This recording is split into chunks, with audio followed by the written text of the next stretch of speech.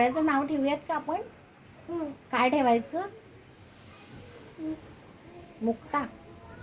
मोठा नाही मग आपण ना दीदीची लावे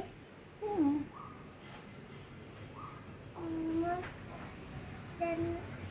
त्यांना काय बनतो? त्यांचे नाव बॉबी आहे. बॉबी. बॉबी. बॉबी आणि डॉबी. हा. लॉबी आणि बॉबी. बॉबी आधी डॉबी. अरे ते गेले उडून बॉबी आणि लॉबी तुझे.